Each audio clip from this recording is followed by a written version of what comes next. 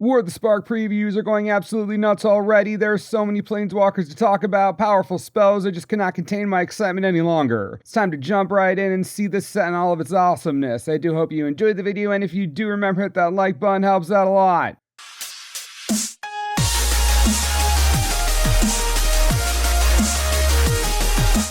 Augur of Bolas is back. Oh man, it's back as an F&M promo, which is very cool, but being back in Standard means a lot. If you were around the last time Augur of Bolas was in Standard, you'll know what I'm talking about. This is an amazing control card. It drops early, absorbs a removal spell, stops some bleeding, and gives you a solid cantrip and card filtering ability. Control decks have been looking for an early drop, and Augur of Bolas is it. I really cannot stress just how much this helps slower, blue-based decks, Nexus decks, Esper. Just saying, this will be powerful in Standard, guaranteed. Don't say I didn't warn you, hot dang!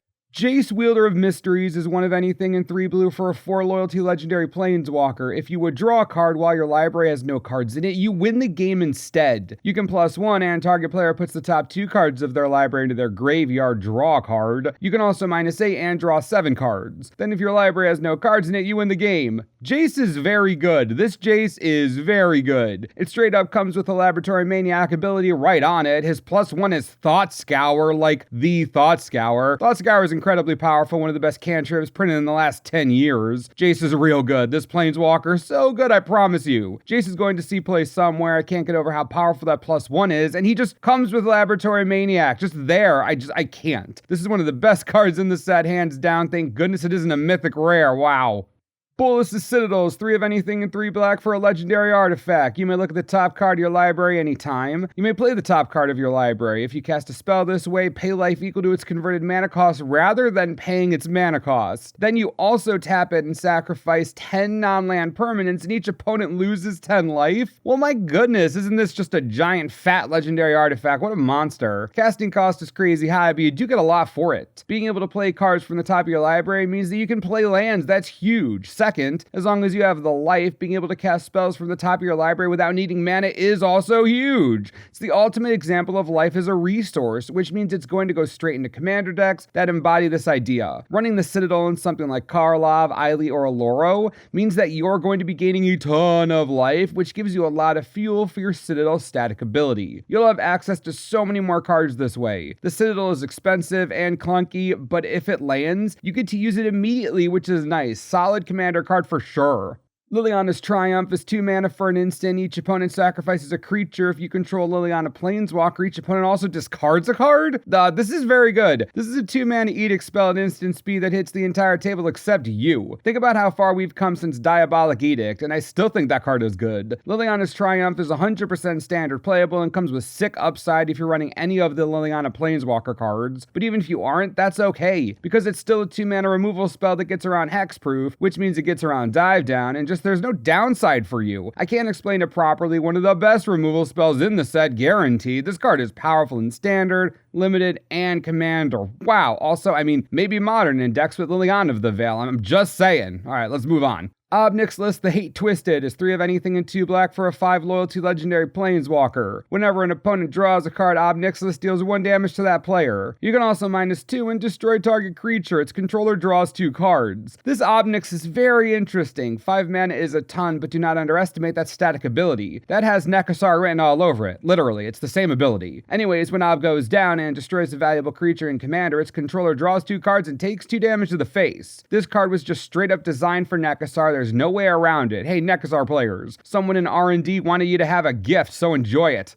Tibalt, Rakish Instigator, is 3 mana for a 5 loyalty legendary planeswalker. Your opponents can't gain life. You can -2 and create a 1/1 devil creature token with, when this creature dies, it deals 1 damage to any target. Tibalt's back, and somehow still better than the last Tibalt despite being an uncommon. I actually like this version of Tibsy. 3 mana for a walker that starts at 5 is just fine. Creating Footlight Fiends is pretty cool, but the real value here is that static ability. Your opponents can't gain life. In a standard meta full of Moment of Craving, Vraska's Contempt, Revitalize, Hydroid Krasis, Dovin's Acuity, I could go on, you get my point. Tibalt's static ability is a great sideboard option against these life gain control decks. Just a thought, it's a neat card. Tibalt's Rager is 2 mana for a 1/2 devil. When it dies, it deals 1 damage to any target. You can also pay 2 mana, and it gets +2/+0 until end of turn. I'm really digging Tibalt's Rager. It's a solid limited card with tons of upside and a decent mana sink in the late game. 2 mana for a 1/2 isn't all that exciting, but it pings when it dies, so that works for me. The best part about this card is the flavor text though. Quote, "Find out whose that is, I like its energy. Judith." Yeah, this is hilarious. I want Tibalt to meet the Rakdos so badly. They would have copious amounts of fun together. It'd just be delightful.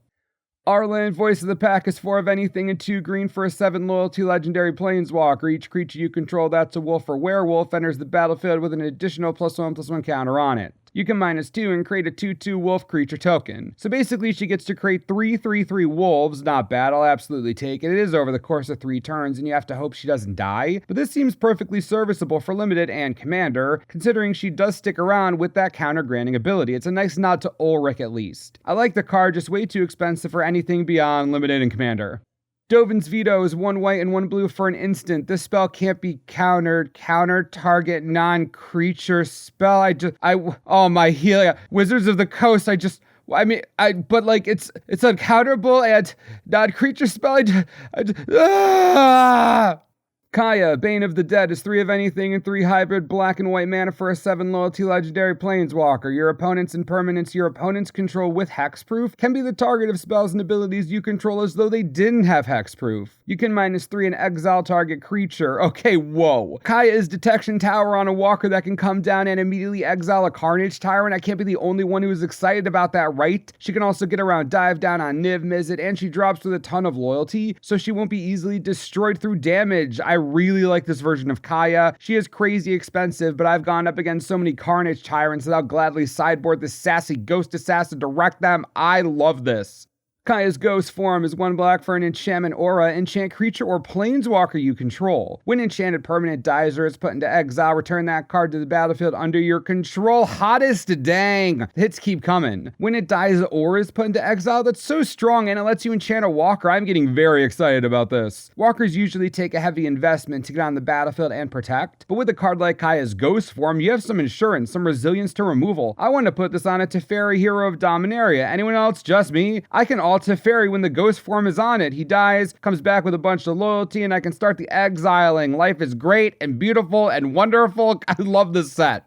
Kiora, Behemoth Beckoner, is 2 of anything and 1 hybrid green and blue mana for a 7 loyalty legendary planeswalker. Whenever a creature with power 4 or greater enters the battlefield under your control, draw a card. You can -1 and untap target permanent. I like that Kiora is going to stick around for a long time, only going down 1 to untap a permanent. Imagine untapping Prime Speaker Vannifar in Standard, or untapping the Chain Veil in Commander. This utility walker is deceptively powerful and is probably one of the better uncommon walkers we've seen so far. It can untap a land for you to ramp if you need, untap a mana producer if you need specific kinds of mana. There's a lot of power here, and I actually think this could see standard play in either a mono green ramp deck or maybe a creature heavy mid-range strategy looking to get to 5 or 6 mana quickly. It's an interesting card to say the least. Nicol Bolas, Dragon God, is 1 blue, 3 black, and 1 red for a 4 loyalty legendary planeswalker. Nicol Bolas has all loyalty abilities of all other planeswalkers on the battlefield. Wait, what? Okay, let's just keep reading. You can +1 and you draw a card. Each opponent exiles a card from their hand or a permanent they control. You can -3 and destroy target creature or planeswalker. And you can -8 and each opponent who doesn't control a legendary creature or planeswalker loses the game? What? Nicol Bolas is the most brutal card I've ever seen. It comes down and immediately has every single loyalty ability of every single walker on the field, all of them right away. That's outrageous. That's like infinite potential. And then he draws a card to go up and everyone has to exile a card. That's just going up. He goes down to destroy, pretty normal there, but then his -8 literally ends the game for players without a legendary walker or creature. I don't even know what to think right now, but Nicol Bolas Dragon God is phenomenally powerful, brutally merciless, and downright savage. And he's only 5 mana. I don't care what the distribution is. We live in a world of shock lands and check lands. Casting him will be fine. I honestly can't even right now. This card's one of the scariest I've ever seen. Just all hail Nicol Bolas, I guess. Teferi Time Raveler is 1 of anything, 1 white and 1 blue for a 4 loyalty legendary planeswalker. Each opponent can cast spells only anytime they could cast a sorcery. You can +1 and until your next turn you may cast sorcery spells as though they had flash. You can also -3 and return up to 1 target artifact, creature, or enchantment to its owner's hand. Draw a card? I love new Teferi. He's very cheap to cast, gives increased flexibility to your sorcery spells, and can protect himself by unsummoning something annoying and drawing a card to replace himself. Teferi is actually insane and may just break through to older formats because of his depth. The static ability, freezing all instants to sorcery speed, is backbreaking to a lot of strategies. That alone is scary. His +1 gives flexibility to Thought Erasure, Duress, Kaya's Wrath, Cry of the Carnarium. You get the picture. And that -3, I wouldn't be nearly as excited if it didn't draw you a card, but it does, so he replaces himself immediately, and your opponent won't be able to destroy him right away because they can't cast instant speed spells. If he is encountered, you know he's living for at least a turn. Teferi is very good, just wow. Time Wipe is 2 of anything, 2 white and 1 blue for a sorcery. Return a creature you control to its owner's hand, then destroy all creatures. This is my kind of board wipe. Utilizing the same color scheme as Supreme Verdict, just 1 generic mana more expensive. Time Wipe is everything I've been looking for in a blue-white board wipe. You might not think so, but being able to unsummon a creature is a pretty big deal on this card. I've been sideboarding Lyra Dawnbringer, and against aggro decks, and being able to time wipe everything away but getting to keep my Lyra, very nice. It gives a board wipe option to decks that aren't running black. Another board wipe for commander players, I could go on. Time Wipe is absolutely a solid card as a control player, I love it, and that artwork is just downright amazing. Teferi is such a stud, my goodness. Karn's Bastion is a non-basic land card that you can tap to add 1 colorless. You can also pay 4 and tap it to proliferate. Seriously? A colorless proliferate card? We totally haven't seen that before. Nope, definitely not. There's no way a card like that'd be absolutely broken in Commander. Not a chance in the world. Nope. Okay, listen. Karn's Bastion is absolutely monstrous. Beyond powerful and being colorless just adds to its strength. This can fit into any standard Planeswalker deck, any of them at all, and then proliferate counters like mad. It can go into every single counters deck in Commander, Planeswalker or not. Talk about auto-includes. This is going to be one of the most popular cards out of the set, guaranteed. There's so much utility, so much power. How is this set so good? War the Spark is already turning out to be an absolute monster of a set. I'm not sure there's anything I can really say to hype it up more than it's already hyping itself. This set is poised to be one of the most powerful and interesting we've ever seen. I need to know how you feel about everything, so please leave me your thoughts in the comments and we'll talk about it. I gotta know where you're at with this set, the cards, everything, whatever you think, let me know. And as always, thanks for watching and we'll see you next time. This video was brought to you in part by TCGplayer.com. War the Spark is already up for pre-order on TCG Player. You can get a box pre-ordered right this second, delivered to your house right on release for $97. If you don't have a local game store or yours is charging way too much, fair prices, fast delivery, and you help the channel out. Can't go wrong. Enjoy.